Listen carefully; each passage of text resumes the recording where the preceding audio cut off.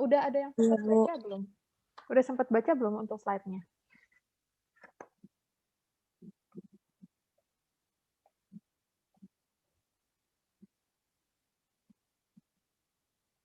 Kalau nggak kita, mungkin kalau misalnya dari sesi sebelumnya udah ada yang mau ditanyakan nggak?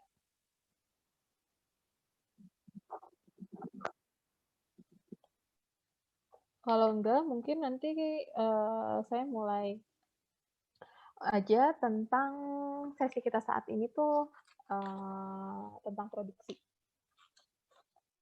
Oke, kalau nggak saya mulai aja ya. Sambil nunggu teman-teman. Iya, Bu. Iya, Bu. Oke. Suara saya cukup terdengar? Kedengeran, Bu. Cukup, Bu. Oke. Oke. Oke, kita mulai aja perkuliahan kita saat ini untuk sesi produksi.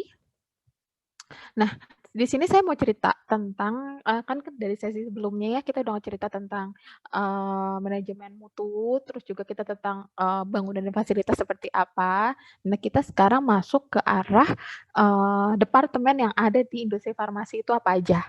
Jadi, kalau kita ngomongin industri farmasi, udah otomatis kita tahu dong, namanya industri ada proses produksinya gitu kan. Nah, proses produksi ini atau merupakan jadi kayak kegiatan produksi, ada alur proses produksi, nah itu sama semua, itu di naungan departemen produksi, dan kalau di industri farmasi sendiri, penanggung jawab itu oleh apoteker. Jadi diwajibkan harus apoteker, terus dan biasanya yang menjadi penanggung jawab itu head-nya, kepala bagian produksi atau bisa kita biasa bilang itu manajer produksinya atau pokoknya yang memiliki jabatan tertinggi dalam produksi gitu. Tapi kalau misalnya kita masuk nih ke produksi ke departemen produksi nih, seorang apoteker fresh graduate misalnya kalian nih masuk ke area produksi, kalian tuh mungkin akan menjabati seperti staff atau koordinator atau supervisor di sini. Jadi tugas kalian itu di sana benar-benar mengkoordinir, mensupervisi dan mengatur, mengecek segala sesuatu ini itu sesuai dengan prosedur yang ada di departemen produksi gitu. Nah, segala kegiatan produksi ini harus dilakukan sesuai prosedur. Itu poin awalnya dan harus memenuhi ketentuan CPOB. Biasanya prosedur itu dibuat sesuai dengan CPOB dan persyaratan-persyaratan lainnya. Jadi kalau misalnya kita udah melakukan sesuai dengan prosedur, otomatis prosedur itu tuh dibuat berdasarkan CPOB. Berarti kan kita udah menjalankan persyaratan dari CPOB itu sendiri. Nah, gitu. Nah, biasanya kegiatan produksi itu semuanya seperti tadi saya bilang dilakukan dan disupervisi oleh personel yang kompeten. Jadi, misalnya nih, kalian baru masuk fresh graduate, baru masuk ke industri farmasi. Kalian memang apoteker, tapi yang antara kompeten di bidang dan di area tersebut itu bukan kalian karena kalian masih belum bisa di-training misalnya. Kalian belum tahu nih ceritanya tuh seperti apa nih di suatu industri farmasi nih karena setiap industri itu memang memiliki prosedur atau persyaratan CPOB yang fleksibel. Jadi udah ada persyaratan CPOB tapi untuk kita melaksanakannya dibalikin lagi ke masing-masing industri tersebut gitu. Jadi poinnya ada, tapi untuk pelaksanaannya mungkin berbeda dari industri satu dengan industri lainnya gitu. Jadi kita harus mengikuti masing-masing peraturan atau prosedur yang ada di dalam area tersebut gitu. Makanya kegiatan produksi ini dilakukan dan disupervisi oleh personel yang bukan yang baru istilahnya, walaupun kalian baru dan apoteker, kalian udah memiliki kompetensi atau belum.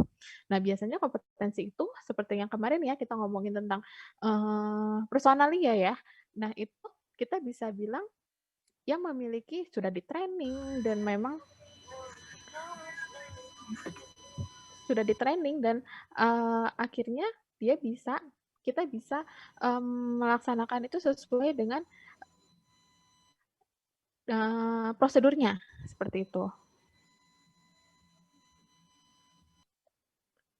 Kemudian Untuk penanganan, semua jenis bahan dan kegiatan dilakukan sesuai prosedur dan instruksi tertulis, bila perlu dicatat. Nah, biasanya pencatatan ini penting sekali di, area produksi. Jadi, misalnya nih kita mau bikin, tablet parasetamol misalnya, hari ini 3 batch, pagi, siang, sore misalnya nih. Terus, kemudian pada saat besok kita mau bikin lagi, gitu. Pada saat kita bikin lagi Pada saat kita mau bikin lagi, nah di saat itulah kita benar-benar Apa boleh maksudnya? teman-temannya bisa nggak sih Sama di-mute berarti. ya? Nih. Ya. Mohon di-mute ya. Kalau main nambah ada tu. Ada tak Nen?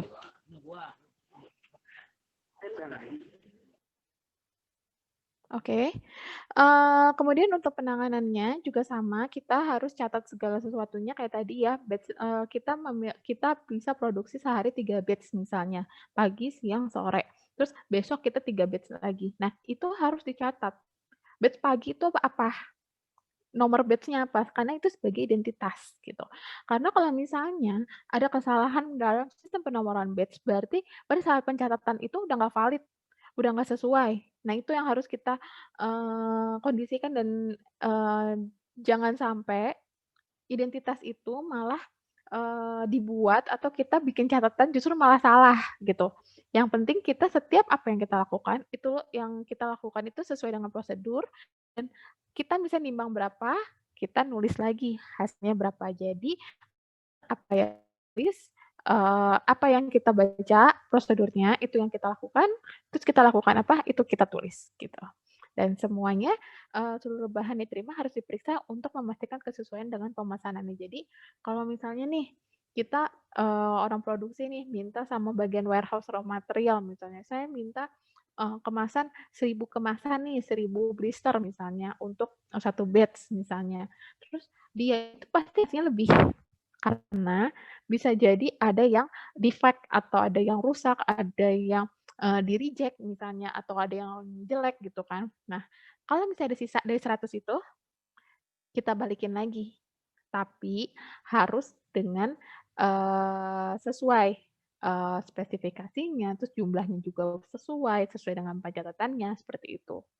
Nah, kayak misalnya kerusakan-kerusakan yang bisa menyebabkan resiko mutu, misalnya kayak, kerusakan pada wadah gitu kan, atau masalah lain. Nah, itu harus dilaporkan. Jadi setiap ada permasalahan atau penyimpangan, kita harus melaporkan, pertama itu. Kedua, kita harus sesuai dengan prosedur. Ketiga, prosedurnya itu, harus dilakukan, supervisi atau kita harus dicek oleh siapa? Oleh personal yang kompeten di bidang ini tuh biasanya supervisor yang, merupakan adalah apoteker biasanya gitu. Kalau misalnya ada kerusakan atau lain sebagainya kita bisa laporkan dan harus kita pastikan kalau bahan yang kita terima itu sesuai dan sesuai juga pesanannya. Misalnya volumenya sesuai, namanya sesuai gitu, kita harus cek juga gitu. Itulah prinsip dari, pekerjaan yang ada di departemen produksi, gitu. Kemudian untuk, ini kalian bisa baca tentang ketentuan umum, ini juga saya tadi cerita ya tentang, bahan-bahan harus disimpan pada kondisi yang sesuai, terus pemeriksaan hasil nyata dan rekonsiliasi misalnya gini, eee, kita produksi misalnya satu batch itu ada 10.000 tablet misalnya, tapi ternyata yang hasilnya ada cuman 9.980 misalnya gitu kan. Nah itulah namanya hasil nyata. Kalau dia ngomongin rekonsiliasi, berarti kan ada kekurangan 20 tablet kan. Nih 20 tablet dibagi dengan teoretikalnya jadi 10.000 dikali 100% itulah persen rekonsiliasinya gitu. Untuk apa kita tahu? Untuk tahu itu tuh ada penyimpangan penyimpangan apa enggak. Kayak misalnya nih ya, eee, misalnya misalnya, pada saat kalian, lagi proses produksi, ternyata hasilnya itu cuma 8.000. Tadi harusnya 10.000, kamu punyanya 8.000. 2.000-nya itu kemana? Itu merupakan penyimpangan. Nah, itulah yang nanti kita akan lakukan traceability atau, kita runut satu persatu kesalahan itu di mana, gitu. Kemudian pengolahan produk yang berbeda tidak boleh dilakukan bersamaan ya untuk menjaga kontaminasi silang ya. Jadi di sini ketentuannya itu pada saat kita proses produksi, kita harus menjamin bahwa prosesnya itu terhindar dari kontaminasi silang produk maupun mikroba, penyebaran debu dan lain sebagainya, serta adanya penandaan identitas maupun di dalam label. Terus juga kalau misalnya ada penyimpangan-penyimpanan juga kita yang memang harus tertulis dalam formnya, terus juga kita harus melaporkan itu ke bagian QA maupun QC. Nah itu, jadi kita tuh harus terstruktur gitu, pekerjaan itu terstruktur. Sedangkan akses ke area produksi itu sendiri harus dengan orang yang memang berkepentingan. Jadi kalau misalnya orang berlalu lalang kayak gitu kan bisa aja malah menyebabkan kontaminan bagi produk maupun area tersebut. Makanya kan kalau kita pelajari ya dari minggu lalu kita bahas tentang bangunan dan fasilitas, kita harus sedemikian rupa untuk menjaga menjaga kebersihannya gitu, maupun personalnya gitu kan. Itulah yang harus kita jaga. Kemudian, nah kalau di sini saya mau cerita tentang bahan awal. Bahan awal itu apa sih sebenarnya? Nah, kalau bahan awal itu segala sesuatu yang merupakan seperti kayak bahan baku, terus, bahan baku, terus udah gitu bahan pengemas. Nah, raw material dan packaging material itu merupakan bahan awal. Jadi bahan yang benar-benar belum diolah sama sekali, kita sebut itu dengan bahan awal maupun kalau materialnya bahan bakunya sendiri termasuk zat aktif maupun zat tambahan. Nah, pada saat kita pemilihan bahan awal ini sendiri, kita harus cek kita mau beli di mana. Terus dia itu distributornya resmi apa enggak. Kita mau, istilahnya kayak mau merek apa nih, kayak misalnya kita mau bikin, kue misalnya, kita harus tahu dong kita mau beli terigu di mana, tepung kita mau beli di mana. Nah, kita ke tokonya misalnya, tapi kok dia nyimpen terigunya di bawah banget sih misalnya, nggak sesuai, wadahnya nggak sesuai, itu malah menyebabkan kontaminasi. Nah, itu nggak diperbolehkan. Untuk itu, setiap kita mau memilih, mau beli di mana istilahnya, pemasok atau distributor awal, kita harus lakukan seleksi kualifikasi persucian bahan awal. Jadi, kita lihat dulu nih, dia itu nyimpennya di mana, dia ada manajemennya apa enggak, ada kualifikasinya apa enggak, gitu kan. Dan segala sesuatu itu terdokumentasi. Jadi, kita beli di mana, itu ditulis. Tokonya apa, istilahnya distributor yang namanya apa, itu ditulis. Dengan merek originnya apa, kita juga nulis, gitu.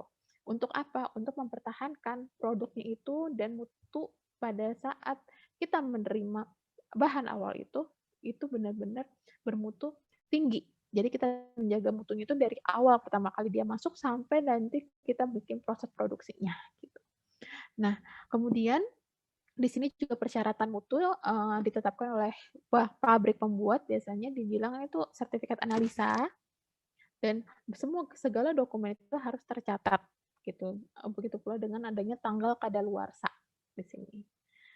Nah, ini kalian mungkin bisa baca juga hal-hal yang diperlukan untuk persetujuan dan pemilihan pemasok. Yang tadi saya bilang ini tuh distributornya harus ngapain sih dia,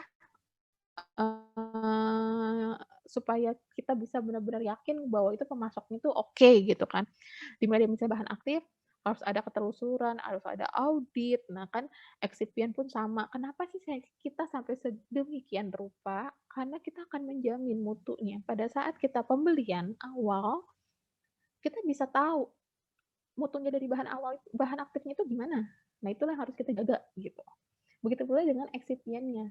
Makanya kita nggak bisa sembarangan beli aja misalnya harga murahnya di sini, yang penting harganya murah. Kok kayaknya mereknya sama sih? Banyak dong yang kayak gitu ya. Nah, tapi itu yang nggak diperbolehkan sama kita. Jadi kita benar-benar harus terstruktur, terarah, supaya kita dapat menjamin mutunya itu dari awal, gitu. Kemudian juga ada label untuk membuat keterangan dan lain sebagainya. Ini kalian bisa baca ya tentang label status produk dan sertifikat analisanya juga harus dicek. Kemudian juga setelah kita nerima, kita cek lagi ke tim QC. Bahan awalnya sesuai nggak sih spesifikasinya? Sesuai nggak sih nih dengan sertifikat analisanya? Jadi kayak misalnya pH-nya harus 6 misalnya. Kita cek pH-nya, benar 6 apa enggak? gitu. Jadi kita nyamain nih, kita buktiin nih gitu. Oke. Nah, kemudian di sini juga ada yang namanya validasi. Jadi kalau misalnya kita ngomongin tentang validasi, kita juga ngomongin tentang, studinya. Jadi desain studinya. Dalam kita melaksanakan, harus sesuai prosedur. Misalnya gini, kalian mau bikin teh manis misalnya nih, kalian, apa namanya, kalian kasih tehnya berapa gram, kalian tambahin gulanya berapa gram, tambahin airnya berapa mili, itu yang harus kalian lakukan selalu, konsisten, gitu. Itu yang namanya dan kita bisa sebut itu sebagai, validasi. Jadi kita memvalidasinya itu 3 kali kita berturut-turut kita melakukan sesuai prosedur, kalau hasilnya benar-benar sama, sesuai, kita anggap itu sudah tervalidasi, gitu. Kemudian hasilnya tersebut harus dicatat dan disimpan untuk kita trace lagi. Ada kesalahan nggak nih? Misalnya nih, kalian udah bikin 10 batch, hasilnya sama semua. Udah divalidasi juga, hasilnya oke. Tiba-tiba batch ke-11 hasilnya jelek. Nah, kalian lihat catatannya. Kenapa bisa seperti itu? Gitu. Itulah fungsi dari validasi dan kenapa harus hasil validasi itu disimpan gitu. Kemudian terdapat prosedur pelaksanaan rutin agar memenuhi persyaratan mutu. Terus perubahan terhadap proses validasi harus terlebih dahulu sebelum diganti. Jadi kita harus melakukan penggantian kalau kita udah validasi baru, kita udah memvalidasi ulang nih. Misalnya prosedurnya itu ada yang berbeda gitu kan. Kita validasi dulu, baru bisa dipakai dan diganti. Kalau misalnya kita belum memvalidasi terus prosesnya udah diganti, berarti kan yang kita baru itu kan belum divalidasi gitu. Dan kita harus melaksanakan revalidasi secara berkala untuk memastikan prosesnya. Kalau misalnya prosesnya masih sama, hasilnya yang kita harapkan tetap sama, ya udah kita nggak perlu validasi lagi. Gitu. Kemudian, nah di sini dari tim produksi sendiri itu juga harus mencegah adanya kontaminasi silang. Dimulai dari tetap ya kalau misalnya kita ngomongin tentang kontaminasi itu pasti kita berkaitan dengan sanitasi dan hygiene gitu. Jadi kita memang harus menjadwalkan proses produksinya, terus juga kita harus melihat kita itu lagi mau produksi apa nih. Jangan sampai hasil atau kita mau memproduksi sesuatu itu bakal membuat jadi kayak apa ya, menjadi kontaminan. Misalnya dalam satu ruangan kalian lagi bikin mixing tablet paracetamol misalnya. Terus dalam satu ruangan juga ada samethenomat. Itu kan pasti bakal membuat kontaminasi, entah dari zat aktifnya maupun excipientnya. Itu yang kita nggak harapkan. Gitu. Jadi dan kita juga harus mempertimbangkan resiko-resiko yang mungkin muncul dari kontaminasi silang itu. Gimana sih caranya ya? Kita kan juga sama ya seperti yang waktu kita bicarakan tentang manajemen resiko. Itulah fungsi dari manajemen resiko. Jadi kita benar-benar memastikan bahwa produk yang kita jual atau produk yang kita bikin ini bebas dari kontaminasi. Karena itu dapat meminimalkan resiko yang mungkin terjadi terhadap kesehatan maupun dari mutu produk itu sendiri. Gitu. Nah, kemudian ini tadi kan kita udah cerita tentang penomoran batch ya, batch size, terus juga dalam satu batch itu seperti apa sih. Nah, jadi kayak tadi saya bilang, misalnya hari ini kita bikin 3 batch, besok 3 batch lagi, kita harus punya sistem nomorin batch-nya itu. Untuk apa? Untuk kita tahu kalau ada apa-apa, nah kita bisa nge-trace, kita bisa lihat dari mana sih, kapan sih bikinnya, oleh siapa sih. Jadi kalau misalnya kayak kita punya batch record ya namanya itu catatan pengolahan batch. Nah, dia itu sistemnya gini, misalnya kita nimbang mixing 10 kilo misalnya 10 kilo paracetamol dimasukin ke dalam tangki. Terus udah gitu diaduk misalnya selama 5 menit misalnya gitu kan. Nah, kita nulis di situ 10 kilo enggak 10,1 kilo misalnya. Itu yang aktualnya kita tulis gitu kan. Terus mixingnya berapa? Tadi katanya 5 menit misalnya. Terus dia harus 5 menit. Dari jam berapa sampai jam berapa 5 menitnya, itu harus ditulis. Jadi seperti itulah kita bisa nge-trace. Terus siapa yang bertanggung jawab di situ, operatornya siapa? gitu. Jadi segala sesuatunya itu kita memang harus lihat, dan harus catat supaya kalau ada apa-apa pada saat nanti udah di pasaran nih, kita bisa lihat lagi, ada kesalahan apa ya? Gitu. Inilah fungsinya dan, fungsi dan pentingnya sistem penawaran batch itu.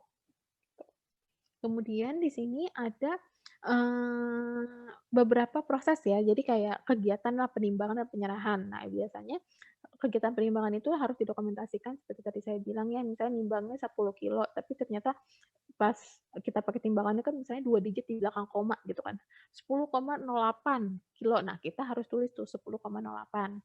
Nah, supaya kenapa? Supaya nanti kita tuh itu benar-benar tercatat di stok maupun tercatat pada saat kita penulisan catatan batch-nya itu.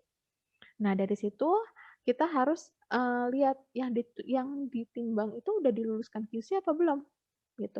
Dan harus yakini bahwa itu tuh tidak kadaluarsa dan bisa dipakai, gitu. Jadi, segala sesuatu kegiatannya itu ada penimbangan dan penyerahan. Penimbangan di kegiatan penimbangan kita harus cek dulu materialnya itu udah sesuai apa belum, kita nimbangnya berapa dicatat, dan tidak kadaluarsa, gitu. Terus kita serahkan ke bagian tim produksi untuk diolah gitu kan. Penyerahannya juga harus sesuai prosedur dan didokumentasikan. Nah, maksudnya didokumentasikan itu serah terimanya itu sama siapa, dari siapa ke siapa gitu, dari si A ke B. Nah, dia harus tanda tangan tuh gitu. Terus, alat timbangnya juga sama, harus terkualifikasi dan terkalibrasi karena untuk mencegah terjadinya kesalahan. Bisa aja kan salahnya itu ternyata salah nimbang nih atau salah nulis nih. Salah nimbangnya tuh karena apa? Bisa jadi karena alatnya kita yang udah rusak, itu bisa jadi gitu. Kemudian di sini juga ada bahan kembalian yang tadi juga saya sempat singgung ya, tentang kalau misalnya kita kelebihan ngasih ke bagian tim produksi terus udah gitu mau dibalikin lagi nih kan sayang ya nggak mungkin dibuang gitu kan kayak kemasan atau lain sebagainya. Nah, itu biasanya ada namanya bahan kembalian. Nah, tapi harus sesuai dengan spesifikasinya. Kalau misalnya tidak sesuai harus dimusnahkan. Kayak misalnya nih, blisternya kelebihan 100, ternyata ada 20-nya itu robek gitu kan, itu kan udah nggak sesuai spesifikasi. Nah, itulah yang dimusnahkan gitu. Oke, sampai sini, saya akan bahas lagi tentang pengolahan sediaan padat. Nah, di sini proses produksi untuk pengolahan sediaan padat itu kan kita tahu ya, sediaan padat itu kan tablet, kapsul. Nah, itu kegiatannya itu mulai dari bahan dan produk kering. Jadi kita, harus periksa alat, terus juga kita harus lihat tuh gimana caranya, di area, mixing itu udah bersih lah istilahnya dari kontaminan-kontaminan gitu kan. Nah, baru kita bisa masuk ke situ dan melakukan kegiatan pencampuran atau, mixing. Jadi ada pencampuran dan granulasi, kemudian nanti ada sistem pencetakan tablet, penyalutan, atau kalau untuk kapsul itu ada pengisian kapsul. Kemudian baru ditandakan nih, ada penandaan tablet dan salut kapsul. Nah, dari sistem pencampuran dan granulasi, inilah yang kita sebut dengan produk antara. Begitu pula dengan proses pencetakan tablet dan penyalutan. Sebelum dia masuk ke kemasan primer atau kayak kayak blister atau strip gitu kan. Nah, itulah yang disebut dengan bahan atau, produk ruahan gitu. Kalian jangan sampai ketukar nih antara produk antara dan produk ruahan gitu kan. Kalau misalnya produk antara berarti dia itu masih ada proses selanjutnya, entah itu mixing, entah itu di granul atau dicetak atau disalut. Nah, itu yang disebut dengan produk antara. Tapi kalau kita ngomongin tentang produk ruahan, itu produk yang masih bentuk ruahan, yang belum dikemas dalam kemasan primer gitu. Oke. Nah, kemudian kalau ini ada beberapa juga poin untuk pengolahan produk cair, krim, dan salep yang non steril ya. Nah, di sini kan kalau misalnya kita ngomongin cair atau krim gitu kan kita butuhnya tangki. Nah, tanking itu harus seperti apa? Wadahnya, pipanya, pompanya. Nah, ini harus kita jaga sanitasinya dan hygiene-nya gitu. Untuk apa? Untuk menjamin produk mutu dari produk itu sendiri gitu. Untuk itu kualitas air juga sama harus perlu diperhatikan dan ada alat pengukur suhu dan lain sebagainya, itu memang harus tercatat dan terkalibrasi untuk mencegah terjadinya kesalahan yang mungkin terjadi gitu. Jadi dari kalian juga harus bisa memastikan gitu. Inilah tugas kalian sebagai apoteker di sini untuk memastikan bahwa step by step-nya atau setiap prosedurnya itu telah sesuai gitu. Untuk apa kita menjamin mutu tetap gitu.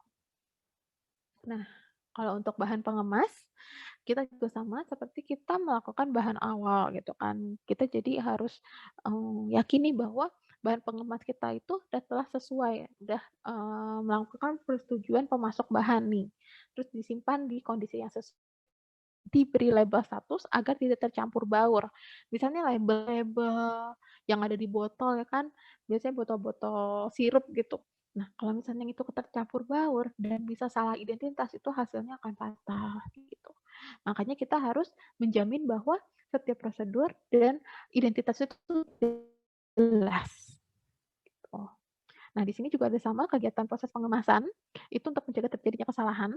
Terus ada jadwal untuk meminimalkan resiko terjadinya kontaminasi. Kemudian, terdapat prosedur tertulis untuk menerangkan penerimaan dan identifikasi produk ruahan dan bahan pengemasan itu telah sesuai. Kita harus ada prosedurnya itu sendiri. Dan kita harus menjamin bahwa ruahan dan produk jadi itu tidak ada kesalahan. Jadi jangan sampai ada produk ruahan nih, kita mau kemas, salah kemasannya. Itu hasilnya akan fatal. Fatalnya di mana? Efeknya beda. Kayak kalau misalnya kayak paracetamol dengan sama Mefenamate, oke dia sama-sama sebagai, analgesik misalnya. Cuman kan dia memiliki efek yang berbeda, itu yang tidak kita harapkan kalau dia tertukar gitu. Makanya semua kegiatan itu harus dicatat dan, diberi label yang identitas yang sesuai, gitu. Nah, dari mana sih biasanya? Nah, biasanya itu ada yang namanya kodifikasi. Proses kodifikasi ini biasanya kayak kalian kan tahu ya ada lot number, expired date gitu kan. Kalau misalnya di setiap produk lah istilahnya gitu kan. Itulah yang harus kalian catat dan harus disesuaikan karena kalau misalnya itu ada kesalahan, nah salah nomor lot number aja itu udah masalah besar gitu karena pada saat nanti di luaran sana ada apa-apa kita nggak bisa trace kenapa dia bisa terjadi seperti itu gitu. Kemudian praktek pengemasan, nah biasanya resiko-resiko yang terjadi itu dapat kita hindari. Kita dengan apa sih? Kita cek lagi label-labelnya, terus alat-alatnya udah sesuai apa belum, labelnya, desainnya seperti apa dan dilakukan oleh QC secara random. Jadi misalnya nih, pada saat kita mau mau labeling, kita cek dulu labelnya. Labelnya masih sama apa enggak nih, sudah sesuai apa belum nih gitu. Jadi kita cek secara berkala, secara random, labelnya udah sesuai apa belum. Kalau misalnya ada salah satu yang kesalahan misalnya, nah itu yang tidak kita harapkan. Jadi harus, sama-sama ada pengecekan gitu. Kemudian kalau misalnya, ada permasalahan dan lain sebagainya itu biasanya kita akan lakukan, di karantina dulu nih. Biasanya kalau udah beres dikemas gitu kan, kita dicek nanti terakhir itu dicek oleh QA. Kalau udah sesuai, baru boleh diluluskan oleh QA. Kemudian dilakukan juga pengawasan selama proses. Jadi oleh QC, oleh tim QC itu ada yang namanya IPC, in process control. Nah, itu misalnya kayak tadi tuh produk ruahan atau produk antara gitu kan. Nah, itulah yang nanti kita lakukan pengecekan. Jadi sebelum dikemas kita cek dulu. Sebelum kita melanjut ke proses produksi lainnya, kita cek dulu. Nah, itu namanya proses pengawasan selama proses. Jadi nggak ada tuh yang namanya kesalahan-kesalahan yang mungkin terjadi gitu kan, karena kita udah ada pemeriksaan-pemeriksaannya gitu.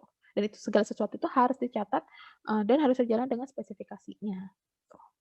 Kemudian ada bahan dan produk yang ditolak, dipulihkan atau dikembalikan ini biasanya produk recall.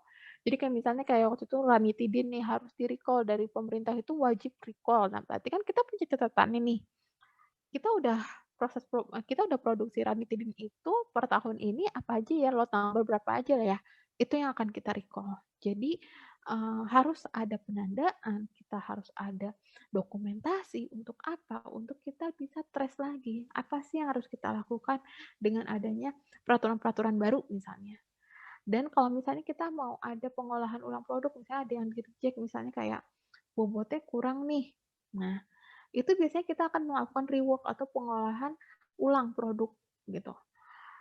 Itu mau diperbolehkan kalau mutunya itu sesuai dengan spesifikasi. Tapi kalau misalnya nggak sesuai, itu tetap di-reject gitu. Nggak boleh kita, ya udahlah kemas-kemas aja daripada rugi, itu nggak diperbolehkan. Oke, kemudian ini produk kembalian. Produk yang dikembalikan dari pasaran harus dimusnahkan.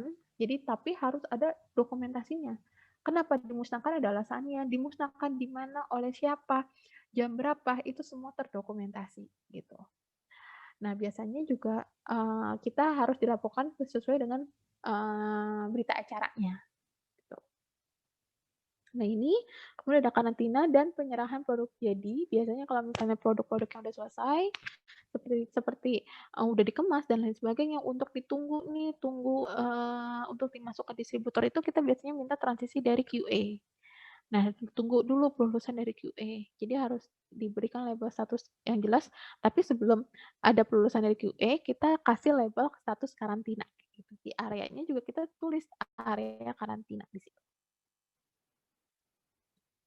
Oke, kemudian ada catatan pengendalian pengiriman obat. Nah, sistem distribusi di sini yang dilakukan itu harus ada konsepnya, ada first in first out atau first expired first out. Nah, itu juga kita itu harus dengan peraturan-peraturan setiap industri itu berbeda-beda gitu. Tapi di sini juga harus kita lihat ada penyimpangan atau enggak. Kayak gitu. Penyimpanan bahan awal dan bahan kemas, produk antara dan produk olahan serta produk jadi itu harus sesuai dengan areanya masing-masing.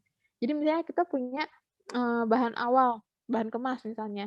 Terus ada produk antara juga, ada produk olahan juga. Nah, itu nggak boleh diurutin jadi satu tuh di situ, di satu area yang sama karena takutnya kecampur baur dan salah persepsi dari orang. Jadi kita harus meminimalkan resiko terjadinya ketuker dan lain sebagainya. Nah, itu yang harus kita jamin bahwa prosedur itu sesuai dengan yang dijalankan oleh kita itu sesuai dengan prosedurnya. Gitu. Kemudian ini juga penyimpanannya ya, penyimpanan juga sama seperti tadi. Terus produk antara produk jadi juga sama, harus dengan kondisi yang sesuai dan harus terdokumentasi serta wadahnya itu ada identitasnya di situ. Nah, keterbatasan pasokan produk akibat kendala proses pembuatan, misalnya kita distributornya tiba-tiba tutup nih yang di Indonesia nih, gitu. Kita harus tahu, kita harus bagaimana, kita harus melaporkan dulu, begitu kita harus mencari lagi source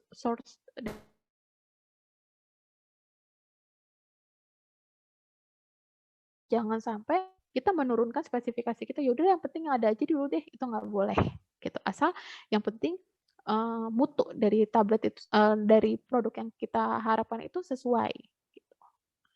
Oke, sampai di sini mungkin penjelasan dari saya. Ada yang mau menanyakan? Waktu kita tinggal sekitar 2 menit lagi.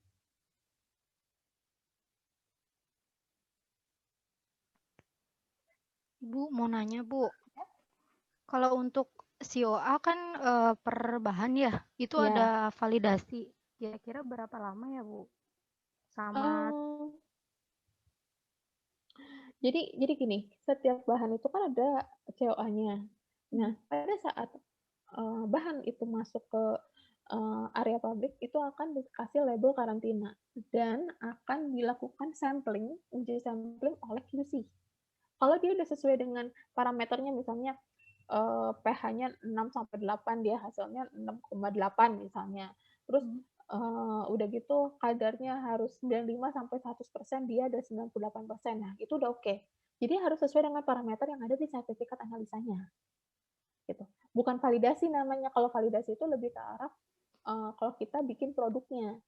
Produk jadi nih misalnya ada namanya validasi proses, ada validasi metode analisa. Nah, kalau validasi metode analisa itu lebih ke arah pengecekannya, pengecekan kadar dan lain sebagainya yang ada di pengujian yang ada di QC. Tapi kalau proses kita ya kayak kita proses pembuatan yang ada di produksi, itu yang divalidasi. Jadi ada prosedurnya di situ gitu. Tapi kalau Oh, misalnya jadi untuk harian, tapi kalau untuk harian kita biasanya ngecek sesuai dengan sertifikat analisa dan biasanya kompendia sih kayak FI, USP dan kayak gitu. oh jadi lebih ke pH-nya ya, Bu? Tergantung dari yang ada di sertifikat analisa itu apa. Kan saya tadi kasih contoh aja, misalnya di sertifikat analisa itu ada pH, ada LOD. kadar gitu kan, ada LOD dan lain sebagainya. Nah itu harus sesuai. Oke, mungkin saya cukupkan sampai sini ya karena waktunya juga tinggal 1 menit lagi. Mungkin kalau ada pertanyaan bisa langsung koordinasi teman-temannya atau misalnya bisa langsung nanyakan ke saya via WA. Gitu. Oke. Baik, Bu. Ya, saya cukupkan hari ini. Sekian dan terima kasih. Terima kasih, Bu. Terima kasih, Bu. Bu. Terima kasih, Bu. Terima kasih, Bu.